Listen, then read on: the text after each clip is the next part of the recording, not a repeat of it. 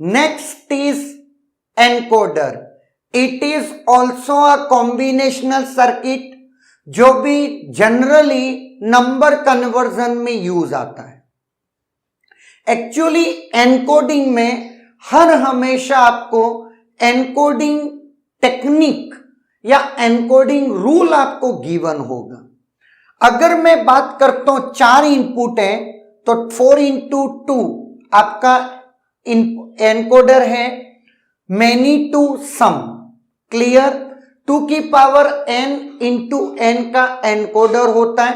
4 into 2, 8 into 3, 16 into 4 like that.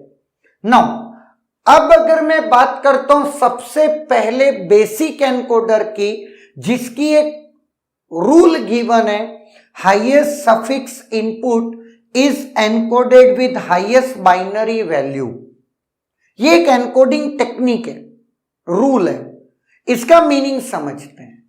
एक binaries हैं आपके, ये इनपुट्स हैं. हाईएस्ट सफिक्स का मतलब अगर मैं इस सफिक्स की बात करूं तो which is higher than first one. इस सफिक्स की बात करूं तो which is higher than all the previous. अगर मैं बात करता हूं इसके एनकोडिंग के मीनिंग की, highest suffix input is encoded with highest binary value. तो सबसे लोएस्ट ये, उससे ज्यादा ये, उससे ज्यादा ये, उससे ज्यादा ये. इसको अगर मैं बाइनरीज दूं तो 0 0 0 1 1 0 1 1 है ना, यही है. तो कह सकता हूं कि मैंने इस रूल को अप्लाई किया. नो, अब अगर मैं बात करता हूं इसके एक्सप्रेशन की, तो what is the expression for B1? तो B1 जहां पर 1 1 है उसको लिख लेते हैं. That is I3 bar, I2, I1 bar, I0 bar plus, ये मिन टर्म कवर हो गई. नेक्स्ट मिन टर्म I3 बार, सॉरी I3, I2 बार, I1 बार, I0 बार, है ना. अब अगर अपन चलते हैं तो इसमें क्या निकल के आया आपका, I0 और I1 बार कॉमन. नेक्स्ट बचा आपका I3 बार I2 प्लस I3 I2 बार, है ना. अब अगर आप ऑब्जर्व करें तो it is nothing but I3 और I2 का एक्सॉर. और अगर तुम इसको ऑब्जर्व करो तो I1 प्लस I0 का बार, है ना. ये नथिंग बट नॉर गेट है और ये एक्सॉर गेट है ना. अब चलते हैं, इसको देखते हैं कि ये है क्या. अगर मैं इसको बनाने की बात आती है, ये रूल है, इस रूल के करस्पॉन्डिंग ये एक्सप्रेशन निकला, तो ये सब कुछ इस एक सर्किट से निकल के आया होगा.